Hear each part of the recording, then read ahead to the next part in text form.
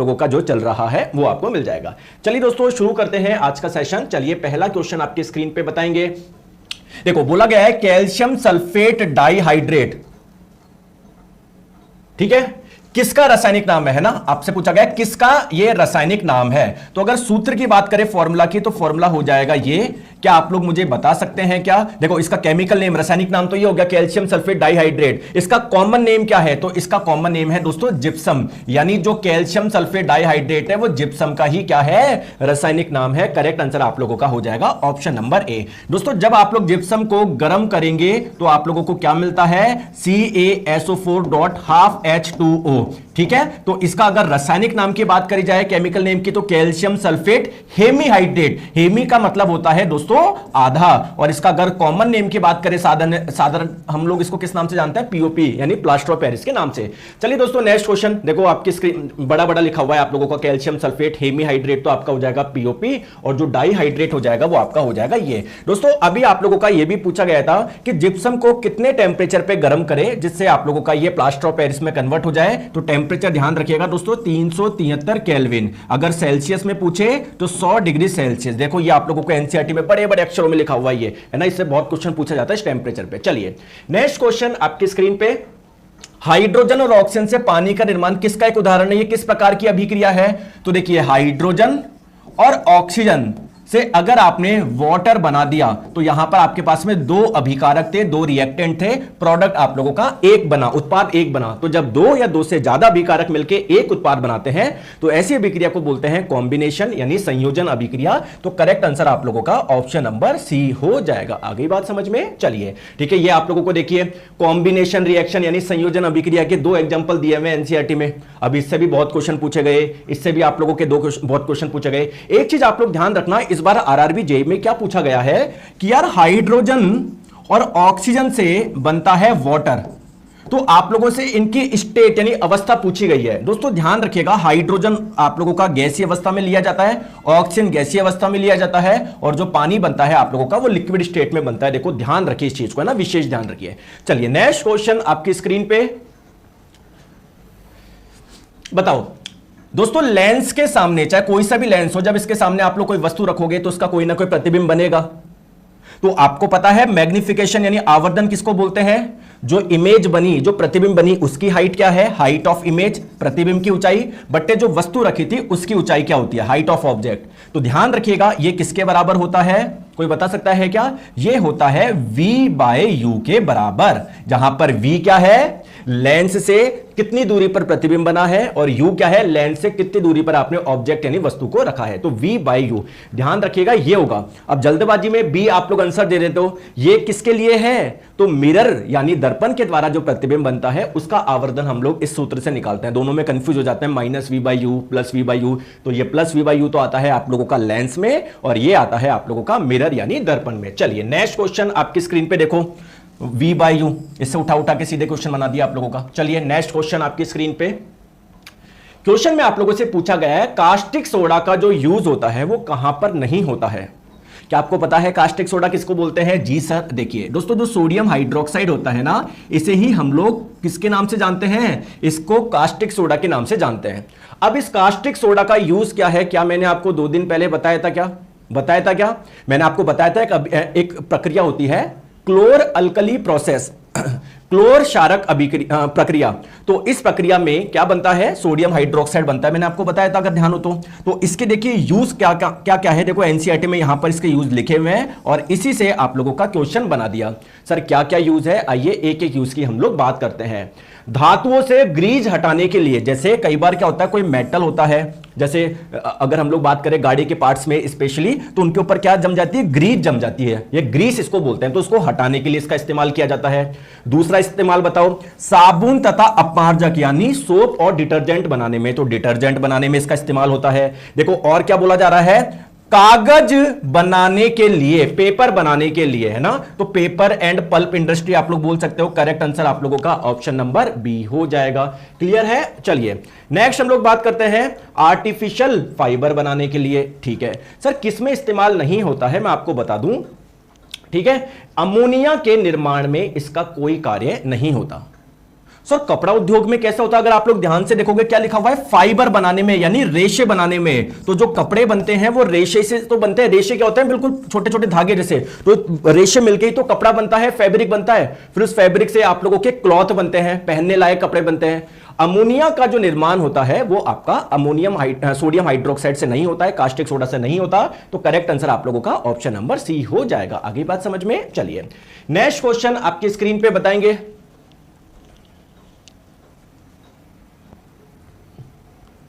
ओ भाई साहब क्या नाम लिख रखा है, नीरज सर का लाडला। हा क्या बात है। चलो बताओ, प्रतिरोधकता रो वाले एक धातु के तार को 4 बराबर भागों में काटा जाता है। दोस्तों जैसे मान लीजिए कोई धातु का तार है, मेटल का वायर है, मान लेते हैं दोस्तों ये सिल्वर का बना हुआ है या कॉपर का बना हुआ है, किसी का भी बना होगा, सबकी अपनी अपनी प्रतिरोधकता होती है। इसकी प्रतिरोधकता को मैंने रो मान लिया।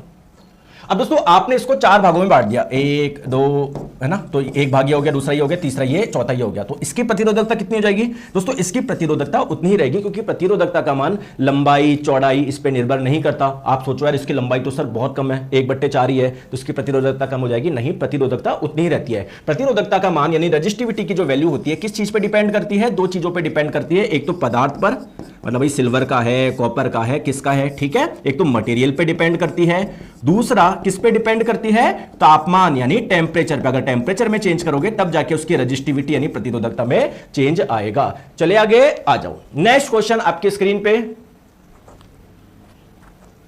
बताओ। ओ सॉरी, बताएं दोस्तों। आप लोगों को 4 ऑप्शन दिए, चारों में एक समूह है, ग्रुप है। देखो ये भी 3 यौगिकों का एक ग्रुप है, ये भी 3 यौगिकों का ग्रुप है, ये भी 3 यौगिकों का ग्रुप है, ये भी 3 यौगिकों का ग्रुप है। आपको बताना है कौन समजातीय श्रेणी यानी होमोलोगस सीरीज बनाता है। दोस्तों देखो नाम से समझो, समजातीय जो एक ही जाति के हो, जो एक जैसे हो। अब बात करते हैं इनमें से कौन एक जैसे हैं। अगर आप लोग चारों ऑप्शन को ध्यान से देखोगे तो जितने भी यौगिक आपको देखने को मिल रहे हैं सारे हाइड्रोकार्बन है। हाइड्रोकार्बन आप लोग किसको बोलते हैं, जो कि कार्बन और हाइड्रोजन से मिलकर बने होते हैं। यह 3 प्रकार के होते हैं, कल भी मैंने आप लोगों को बताया था। एक होता है एल्केन, एक होता है एल्कीन और एक होता है एल्काइन।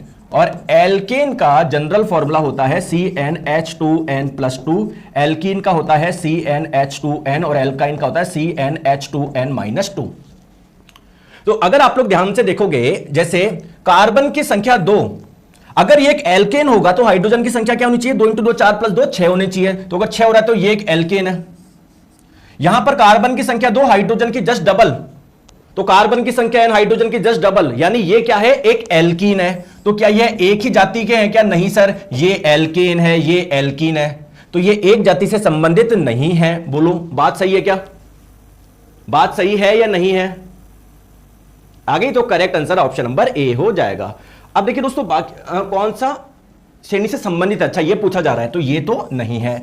चलिए यहां पर नजर डालते हैं। तो कार्बन की संख्या 3 है, हाइड्रोजन की संख्या कितनी है, 3 दूनी 6 + 2 8, यानी CnH2n+2 वाला फॉर्मूला लागू हो रहा है, यानी ये एक एल्केन है। यहां पर 4 दूनी 8 + 2 10, 5 दूनी 10 + 2, ये भी एल्केन है, ये भी एल्केन है, ये भी एल्केन है। करेक्ट आंसर आप लोगों का ऑप्शन नंबर बी हो जाएगा। आगे बात समझ में क्लियर है क्या, क्लियर है। चलिए आ जाओ, देखो ये समजातीय श्रेणी होमोलोगस सीरीज से बहुत क्वेश्चन आते हैं, एनसीईआरटी में लिखे हुए हैं बड़ी बड़े अक्षरों में। आगे बात समझ में। चलिए दोस्तों नेक्स्ट क्वेश्चन आपके स्क्रीन पे बताएंगे, बताएं गर्भ निरोधक गोलियां कैसे काम करती है। गर्भ निरोधक गोलियां प्रेगनेंसी से बचने का एक तरीका है। प्रेगनेंसी से बचने के लिए अलग अलग तरीके इस्तेमाल किए जाते हैं, उनमें से एक मेथड है ऑरल पिल्स यानी गोलियां।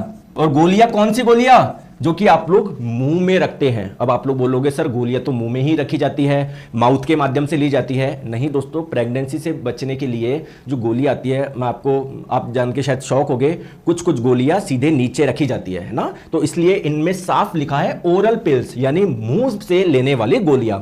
अब ये गोलियां काम कैसे करती है दोस्तों, ये फीमेल बॉडी के हार्मोन को अनबैलेंस कर देती है, हार्मोन में काफी चेंज कर देती है। सर हार्मोन में चेंज होते ही क्या होता है, देखिए फीमेल बॉडी में 2 होती है ओवेरी यानी अंडाशय, इन ओवेरी में बनता है एग, यानी अंडा बनता है।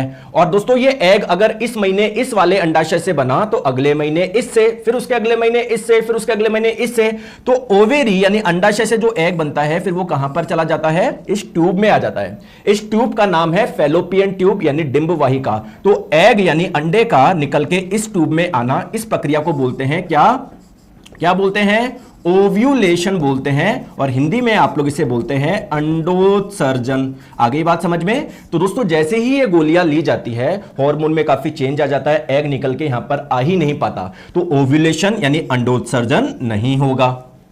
अब दोस्तों मान लो एग यहां पर आ ही नहीं रहा, तो अगर अंदर सीमेन यानी वीर्य आ भी गया, वीर्य में बहुत सारी स्पर्म शुक्राणु होते हैं, तो क्या शुक्राणु इस एग से जाके भिड़ेगा क्या? तो अगर भिड़ेगा ही नहीं तो फर्टिलाइजेशन यानी निषेचन नहीं होगा। निषेचन किसको बोलते हैं, फर्टिलाइजेशन किसको बोलते हैं, एग और स्पर्म के मिलने की प्रक्रिया को, तो यह भी नहीं होगा। अब दोस्तों फर्टिलाइजेशन होगा ही नहीं, तो अगर फर्टिलाइजेशन जब होता है तो क्या होता है, यूटेरस होता है ना गर्भाशय, उसमें यह फर्टिलाइज एग यानी निषेचित अंडा यानी पका हुआ अंडा यहां पर आके इंप्लांट हो जाता है, फिर यहीं पर बाकी ग्रो करेगा। अब आप बोलोगे सर फर्टिलाइजेशन नहीं होगा तो इंप्लांटेशन भी नहीं होगा, तो सर मैं कौन सा ऑप्शन सेलेक्ट करूं? कोई बोल रहे हैं ए, कोई बोल रहे हैं बी, कोई बोल रहे हैं सी, कोई बोल रहे हैं डी। यार रेलवे ने ये आंसर कोई रेस्पॉन्स शीट देखी आपने, ओव्यूलेशन एंड इंप्लांटेशन दिया है, तो भाई साहब इस पे टिक कर दिया। और सब रेलवे ने ये दिया था, भाई साहब वो रेलवे ने गलत दिया था, हमने इसको क्वेश्चन को चैलेंज किया था, रेलवे ने सही कर दिया था ये। फिर रेलवे ने क्या सही दिया था अभी बताता हूं। देखिए दोस्तों आप लोग देखोगे ओव्यूलेशन एंड फर्टिलाइजेशन पे क्लिक कर रखा है या नहीं कर रखा, और ये ही इसका सही आंसर है। अलग रेस्पॉन्स शीट में ये वाला दिया था, ये बिल्कुल सही था, कुछ रेस्पॉन्स शीट में इसका आंसर गलत दे रखा था, है ना, कुछ शिफ्ट में। तो ओव्यूलेशन एंड फर्टिलाइजेशन बिल्कुल सही है। सर कैसे मैं मानूं ये ही सही है? देखो दोस्तों एनसीईआरटी में बड़े बड़े अक्षरों में लिखा हुआ है कि ये जब गोलियां ली जाती है, ठीक है, दूसरा तरीका क्या है, शरीर में हार्मोन को चेंज करना, जिसे अंडे का मोचन नहीं होता है, यानी एग बाहर नहीं निकलेगा, ओव्यूलेशन नहीं होगा, अंडोत्सर्जन नहीं होगा, अतः निषेचन नहीं हो सकता। दो चीजें होती है हार्मोन, हार्मोन में अगर आप लोग चेंज करोगे, और ये चेंज कैसे होता है दोस्तों, गोली के माध्यम से होता है। तो जैसे ही गोली आप लोग लोगे तो ओव्यूलेशन अंडोत्सर्जन नहीं होगा, अंडोत्सर्जन नहीं होगा तो फर्टिलाइजेशन या निषेचन भी नहीं होगा। तो दोनों चीजें आप लोगों की इसमें इस प्रकार से ये गोलियां काम करती है। अगली बात समझ में, कोई परेशानी, कोई दिक्कत, बोलिए हाँ या ना। नहीं सर, आ जाओ। नेक्स्ट क्वेश्चन आपकी स्क्रीन पे बताएंगे, बताएं दोस्तों। एक आपको डिवाइस दी गई है, उपकरण दिया हुआ है वाई, मुझे नहीं पता ये क्या है, बोला गया है ऑप्टिकल डिवाइस है। ऑप्टिकल डिवाइस का मतलब क्या है, या तो कोई मिरर हो सकता है, दर्पण हो सकता है, कोई लेंस हो सकता है, ठीक है। मतलब ऑप्टिकल का मतलब जो प्रकाश पे कार्य करता है। आगे बात समझ में, ठीक है।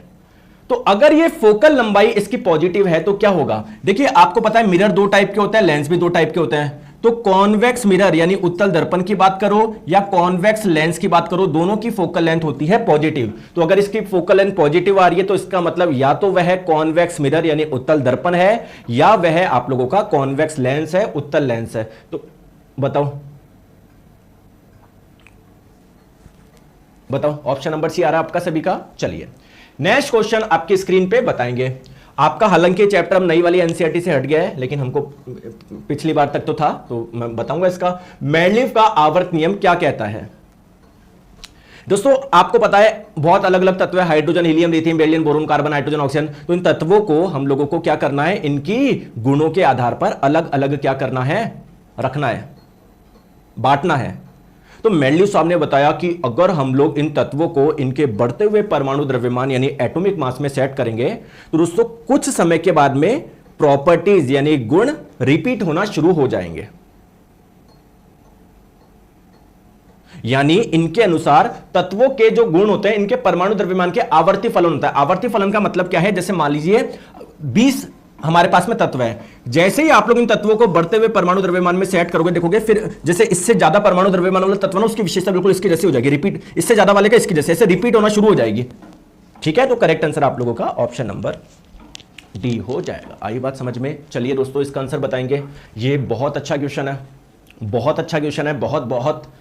कीटोन समजातीय श्रृंखला के पहले और दूसरे सदस्य का नाम आप लोगों को बताना है। सर कीटोन बोलते किसको है? दोस्तों कीटोन किसको बोलते हैं? जहां पर कार्बन और ऑक्सीजन के बीच में डबल बॉन्ड हो, इस कार्बन से कुछ कार्बन जुड़े हो सकता है एक जुड़ा हो सकता है दो जुड़ा हो सकता है तीन जुड़ा हो, एटलीस्ट एक तो होना चाहिए। इस कार्बन से भी दोस्तों कुछ कार्बन जुड़े हो सकता है दो हो सकता है तीन हो सकता है चार हो, एटलीस्ट एक तो आप लोगों का जुड़ा होना चाहिए। तो जो कीटोन का सबसे पहला सदस्य होगा वो कितने कार्बन वाला होगा? आप मुझे खुद बताओ, कितने कार्बन वाला होगा? सर 3 कार्बन वाला होगा। बहुत बढ़िया दोस्तों, इसका अगला सदस्य कौन सा होगा? 4 कार्बन वाला होगा। बहुत बढ़िया, 4 कार्बन वाला, वेरी गुड।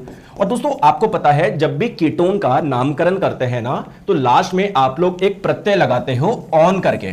तो अगर कीटोन है तो उसके लास्ट में आपको ऑन नाम का मिलेगा, मेथेनॉन, एथेनॉन, मतलब ऐसे प्रोपेनॉन, ब्यूटेनॉन ऐसा। अब देखो एक कार्बन वाला तो पॉसिबल है ही नहीं, सबसे पहला सदस्य ही क्या होगा? 3 कार्बन वाला होगा। तो 3 कार्बन के लिए आप लोग वर्ड इस्तेमाल करते हैं क्या? प्रोप, और 4 कार्बन के लिए इस्तेमाल करते हैं ब्यूट। आ गई? तो प्रोप ब्यूट ऐसे समझ में आ गया, ये होगा ऑप्शन नंबर बी। कोई टेंशन की बात ही नहीं है। आगे बात समझ में? आगे बात समझ में? कोई परेशानी, कोई दिक्कत नहीं है ना? चलिए बहुत बढ़िया, आ जाओ नेक्स्ट क्वेश्चन। आपकी स्क्रीन पे आंसर आप लोग बताएंगे। अरे मजा आ रहा है नहीं आ रहा? समझ में आ रहा है नहीं आ रहा? गलत कथन की आप लोगों को पहचान करनी है। 4 स्टेटमेंट दिए, उसमें से गलत कौन सा है? देखो दोस्तों आप लोगों को पता होगा जो प्लांट की रूट होती है, जड़ होती है, कहां पर? नीचे की ओर जाती है ना, नीचे की ओर जाती है ना। जैसे अगर आप लोग किसी वस्तु को छोड़ोगे तो वो नीचे की ओर आएगी। क्यों? ग्रेविटी के कारण, गुरुत्वाकर्षण के कारण। तो ग्रेविटी यानी गुरुत्वाकर्षण के कारण प्लांट में भी कई गतियां होती है। इसको हम लोग जियोट्रॉपिज्म के नाम से जानते हैं। जियोट्रॉपिज्म हिंदी में क्या बोलेंगे? जियोट्रॉपिज्म ही बोला जाता है। और गुरुत्व अरे इसका नाम क्या था, लिखा नहीं क्या मैंने? चलो अभी आप लोग केवल ये जियोट्रॉपिज्म ध्यान रखो, अभी पिछली बार आपका ये दिया था जियोट्रॉपिज्म। ठीक है, मेरी बात को ध्यान से समझो।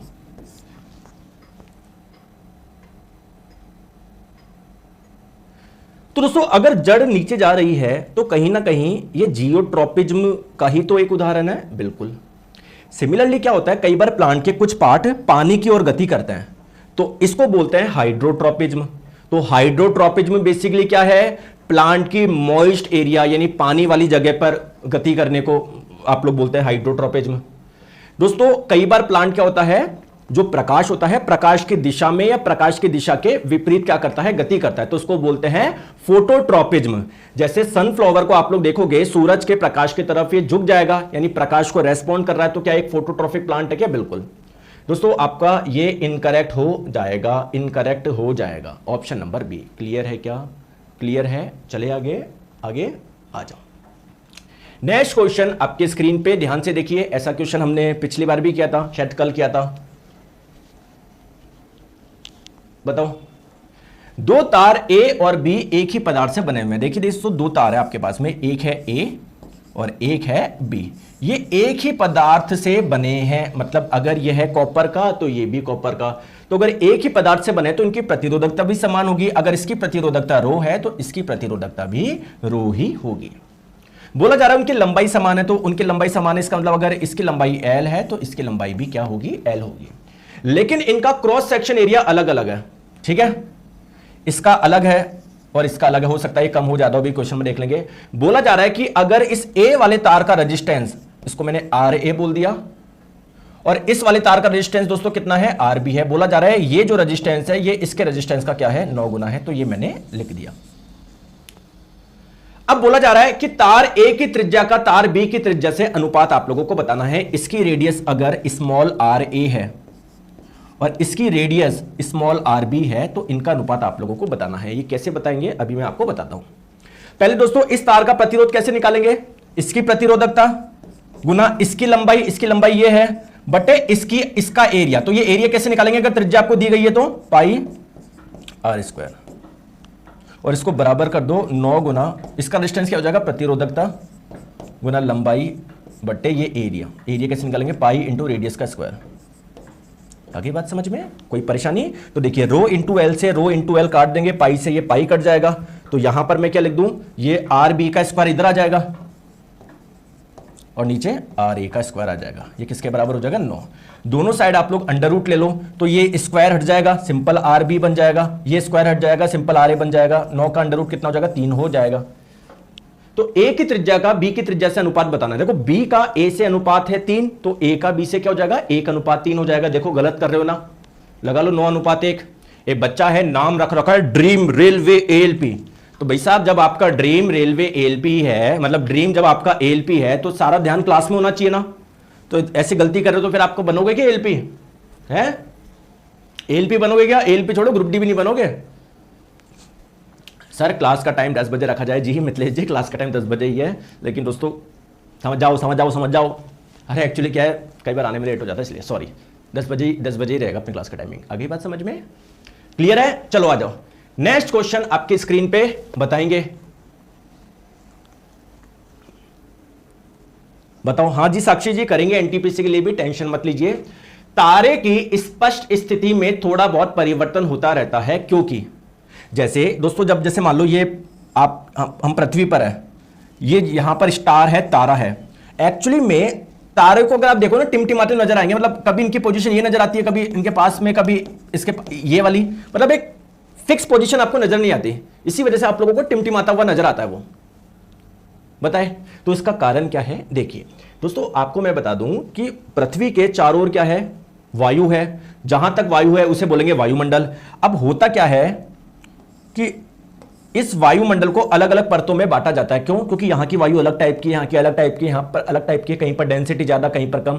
तो जब प्रकाश किरण यहां से आएगी, आ रही है मान लो, तो जब इधर आएगी इसकी बेंडिंग हो जाएगी, एक माध्यम से दूसरे माध्यम में आ रही है। एक रेयर है, एक डेंसर, एक विरल है, सघन है, तो भाई बेंडिंग होगी नहीं होगी? ऐसे होके ऐसे, तो हमको लगेगा कि प्रकाश यहां से आ रहा है, स्टार यहां पर है। तो इसके पीछे कारण क्या है? दो चीज बोल सकते हो, या तो रिफ्रैक्शन हो गया, अपवर्तन हो गया वायुमंडल के द्वारा, इसको बोलते हैं वायुमंडलीय अपवर्तन, एटमॉस्फेरिक रिफ्रैक्शन। क्वेश्चन में ऐसा कुछ दिया हुआ नहीं है। या दूसरा आप लोग ये बोल सकते हो, यार वायुमंडल की भौतिक स्थितियां बदलती रहती है, यहां पर अलग टाइप की है, यहां पर अलग, जिससे प्रकाश जब आएगा ना तो बेंडिंग होती रहेगी उसकी। तो correct answer option number B. बस लोग रट के जाते हैं कि वायुमंडलीय अपवर्तन, जब दिखा नहीं तो इस पर टिक करके आ गए। दोस्तों 70% बच्चों ने, पढ़ने वाले बच्चों की बात कर रहा हूं, जो बिना पढ़ के जाते हैं उनकी तो बात ही क्या कर रहा हूं मैं, पढ़ने वाले बच्चे भी 70% इस पर टिक करके आ गए। पढ़ने वाले बच्चे, अरे मतलब यार कैसे कर सकते हो आप लोग ये? क्लियर? आ जाओ, चलिए नेक्स्ट क्वेश्चन आपकी स्क्रीन पे।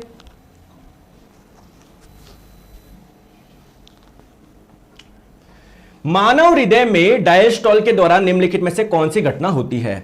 आपको पता है जो हमारा हार्ट होता है वो कॉन्ट्रैक्ट करता है, रिलैक्स करता है, ऐसे करता है या नहीं करता? बताओ। संकुचित होता है और शिथिलित होता है, संकुचित और शिथिलित, संकुचित और शिथिलित, यानी कॉन्ट्रैक्शन होता है उसमें और रिलैक्सेशन होता है। अब देखिए हमारा हार्ट है ना, 4 चैम्बर से मिलकर बना हुआ है, 4 भाग होते हैं इसमें।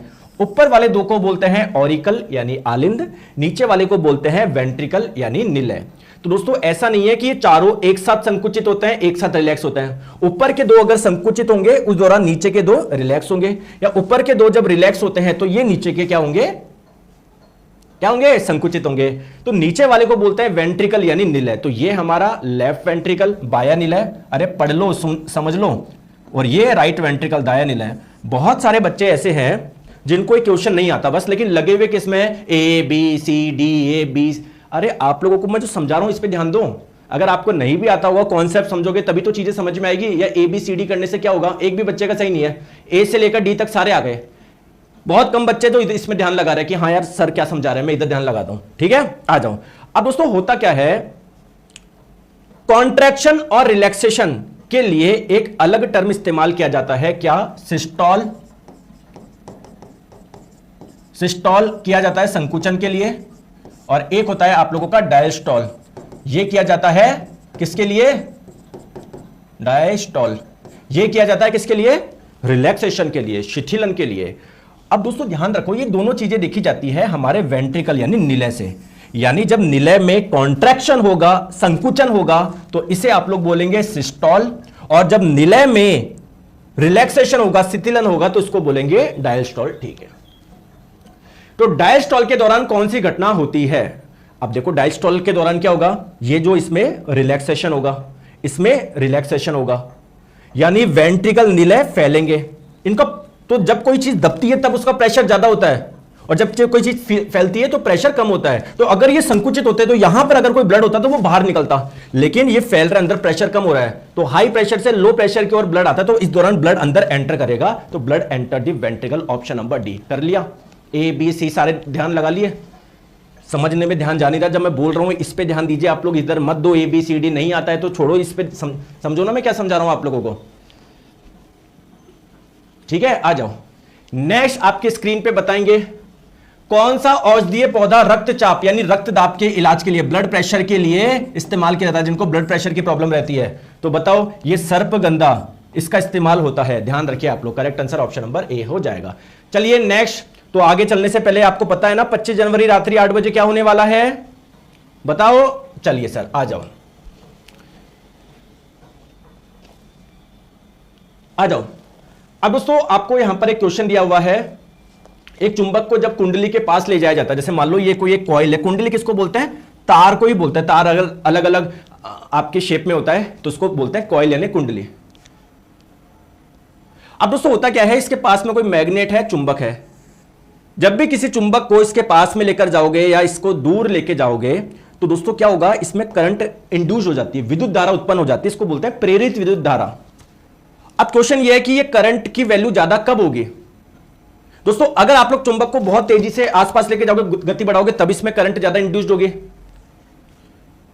अगर इसके तार की प्रतिरोधकता बढ़ा दी यानी इसका प्रतिरोध ज्यादा है तो उसमें करंट ज्यादा फ्लो नहीं होगी, तो ये 3 वाले को तो हटाओ, अगर कोई 3 बोल रहा है तो हटाओ, अगर कोई 3 बोल रहा है तो इसको हटाओ। दूसरी बात क्या है दोस्तों, घेरों की संख्या, जैसे अभी केवल ये एक घेरा है, अगर ऐसे ज्यादा घेरे होंगे ना तो करंट ज्यादा फ्लो होती है, तो करेक्ट आंसर आप लोगों का हो जाएगा 1 और 2 ऑप्शन नंबर ए। आगे बात समझ में, चले आगे, आ जाओ आ जाओ। नेक्स्ट क्वेश्चन आपकी स्क्रीन पे बताएंगे,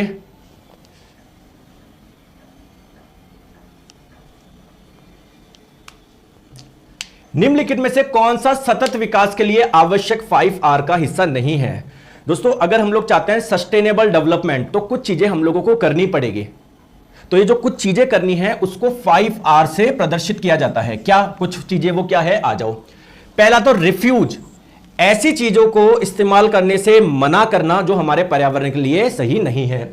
दूसरी बात रिड्यूस, अगर मान लो बहुत काम की चीज है तो उसका इस्तेमाल कम से कम करना, आगे बात समझ में। तीसरा, अगर कोई पहले से आपके चीज है तो उसको रीयूज कर लीजिए, नई चीज ना लाएं। रिसाइकिल, जैसे प्लास्टिक की बोतल से रिसाइकिल से हो जाता है, रिसाइकिल्स का मतलब पुरानी बोतलों से वापस नई बोतलें बन जाती है या कुछ और उससे बन जाते हैं। रिकवर, तो ये रीपर्पज नाम का ऐसा कुछ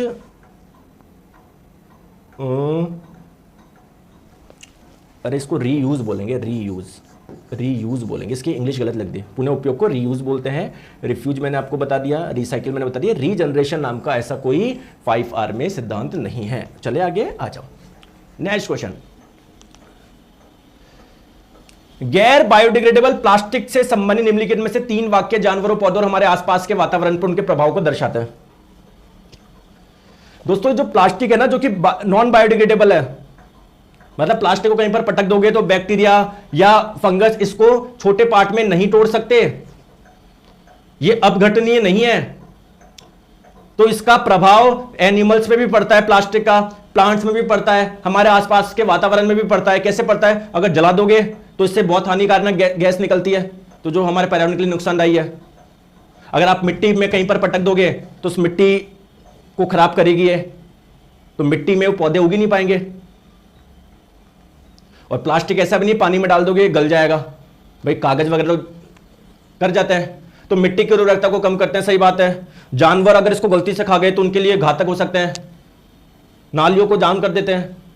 प्लास्टिक बैग टिकाऊ कैरी बैग होते हैं, इससे क्या लेना देना है। चलो मान लिया प्लास्टिक बैग काफी अच्छे हैं, ड्यूरेबल है, ये जो कैरी बैग है काफी लंबे समय तक चलते हैं, इससे क्या मतलब है, तो ये बिल्कुल अलग है, बेमेल है बाकी 3 से।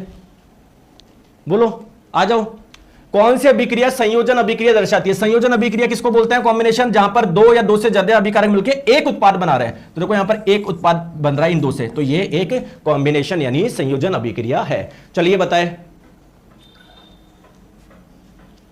6 मोड़ों की जगह घेरो कर लो इसको, है ना, सही हिंदी शब्द रहेगा घेरो।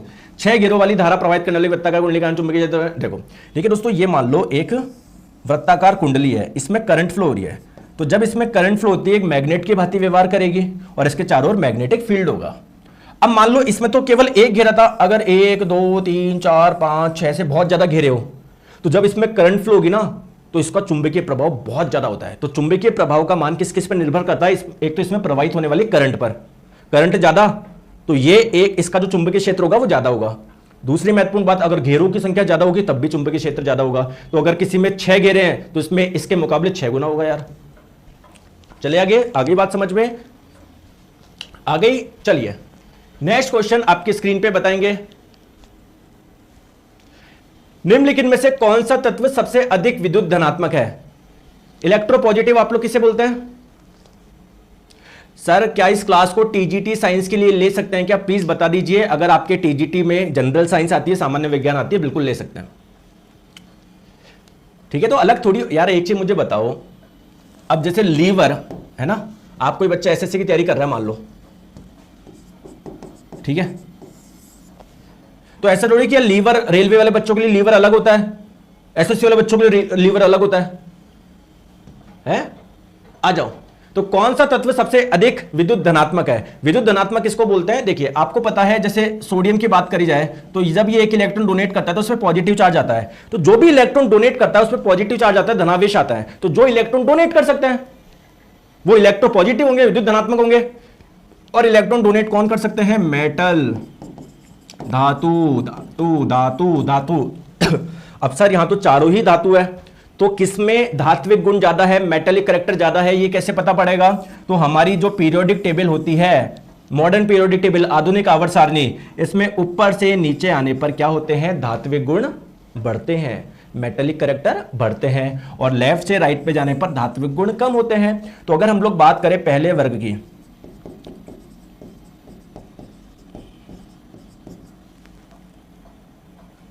और दूसरे वर्ग की, देखो लेफ्ट से राइट पे जाने पर धात्विक गुण कम होते हैं, तो सोडियम से कम मिलेंगे मैग्नीशियम में, मैग्नीशियम से ज्यादा तो सोडियम में, तो उसको तो हटा दो। चलिए दूसरी बात करते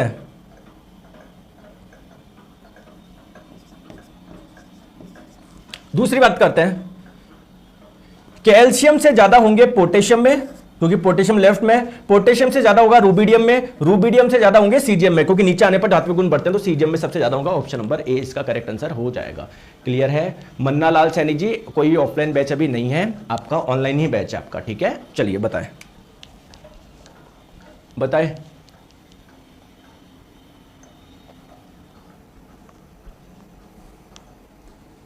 बताओ।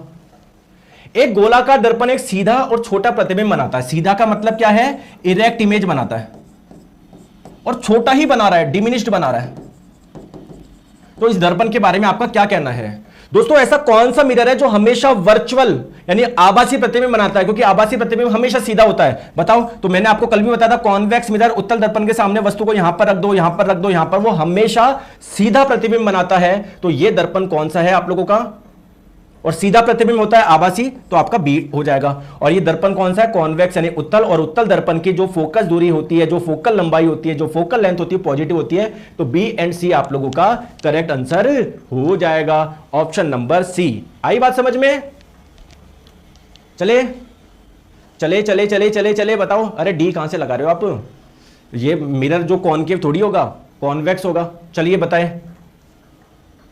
बताइए। नहीं दीपक जी, उससे पढ़ लो आप, ठीक है? डैश का प्रतिनिधित्व जड़ के शीर्ष के लगातार विभाजित होने वाली कोशिका द्वारा किया जाता है। बढ़िया क्वेश्चन है। देखिए दोस्तों, आपको मैं बता दूं,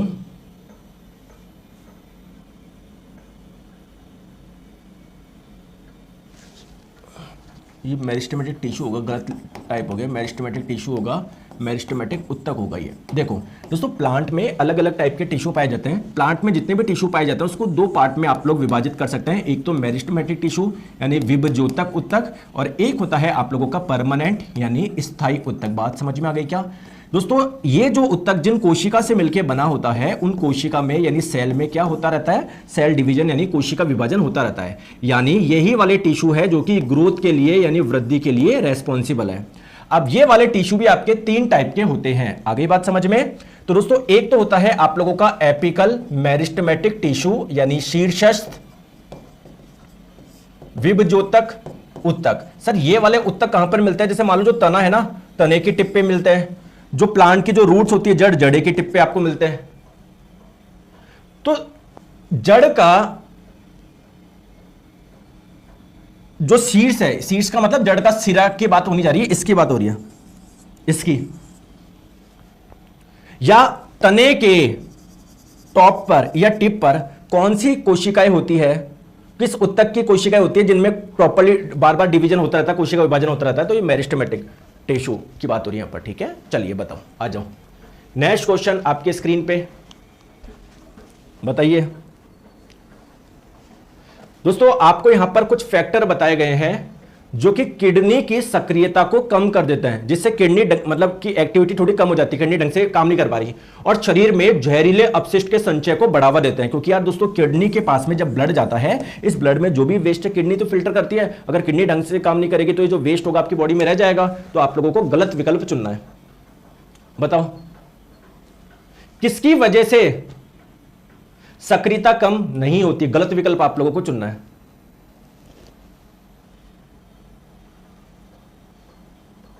नीचे कुछ दिए गए कारक बताए गए हैं जो कि किडनी की एक्टिविटी को कम कर देते हैं। ठीक है,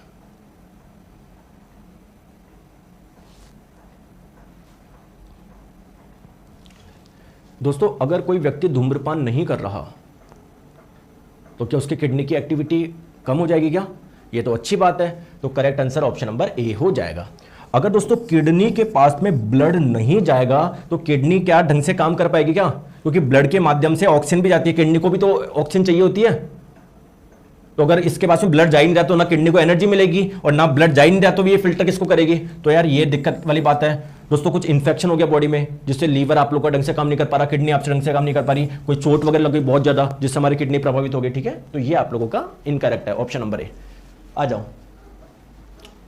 कई प्रतिरोधक को समांतर में जोड़ना निम्नलिखित में से किसके बराबर है? तो ये आप लोगों का होमवर्क है, एक क्वेश्चन है, कमेंट करके बताना। ठीक है, कमेंट करके बताना, बहुत अच्छा क्वेश्चन है, बहुत अच्छा क्वेश्चन है। आगे बात समझ में। चलिए तो दोस्तों आज के लिए हम लोग इतना रखते हैं। महत्वपूर्ण बात मैं आपको बता दिया 25 तारीख का।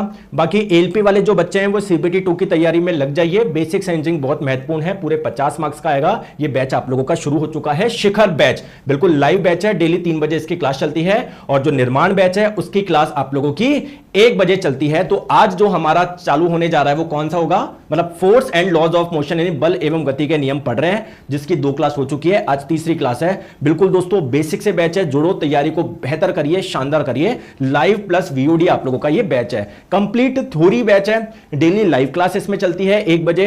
आपके सभी प्रश्नों का समावेश आपको मिलेगा, कंटेंट बाइलिंगुअल है, हर क्लास की पीडीएफ मिलेगी, साथ में टेस्ट सीरीज भी फ्री है और 1 साल की वैलिडिटी है। तो प्ले स्टोर पे जाओ, साइंस मैग्नेट ऐप इंस्टॉल करो, इस कोर्स वाले सेक्शन में जब आप लोग जाओगे तो निर्माण बैच आप लोगों को मिल जाएगा। तो बाय नाउ पे आप लोग क्लिक कर लीजिए। कोई दिक्कत आ रही है तो इस नंबर पे संपर्क कर ले 7374019447। ठीक है, थैंक यू सो मच।